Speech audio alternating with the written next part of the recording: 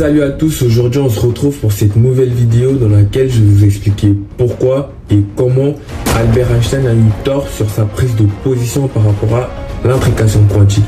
Et restez bien jusqu'à la fin parce qu'on va regarder ensemble une vidéo qui illustre cette expérience.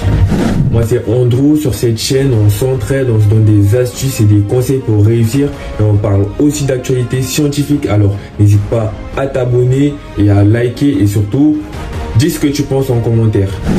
Et bien c'est quoi l'intrication quantique? L'intrication quantique est un phénomène physique qui stipule que l'état d'une particule serait intrinsèquement lié à celle d'une autre particule. C'est-à-dire que toute modification spatiale qui serait effectuée sur la particule A influencerait directement l'état de la particule B.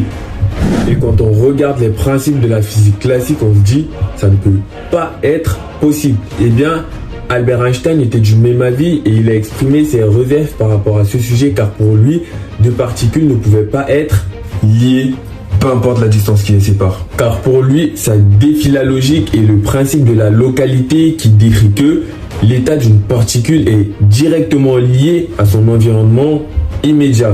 Eh bien, on est forcé de constater qu'à l'échelle des atomes, c'est complètement...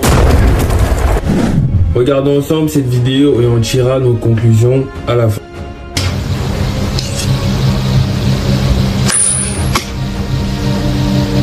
Imaginons que ici j'ai quelqu'un qui lance une pièce de monnaie en l'air.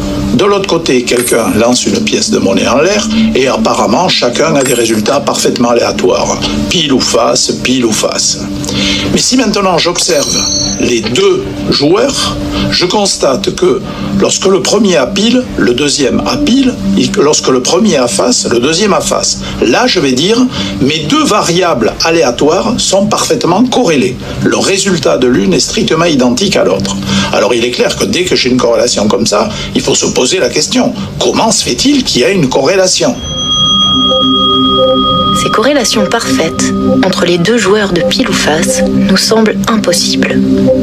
D'après notre intuition, deux objets séparés doivent être indépendants l'un de l'autre. Un lancer de pièces ici ne peut pas être lié à un lancer de pièces là-bas. Les physiciens appellent cela la localité.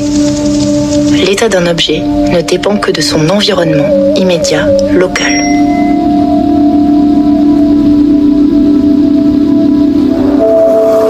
Et pourtant, à l'échelle des atomes et des particules élémentaires, cette vérité s'effondre. Avec le développement de la mécanique quantique, la localité va petit à petit se fissurer.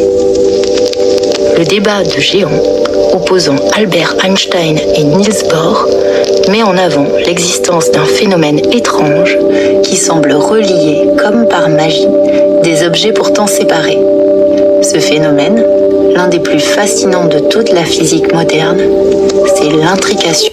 Mesure que les objets acquièrent leurs propriétés. Il faut bien comprendre la radicalité de cette vision du monde.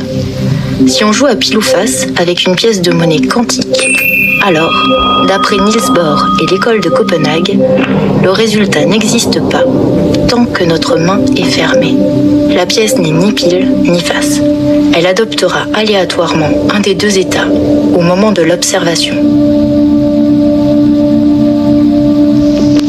Einstein passera le restant de sa vie à combattre cette interprétation.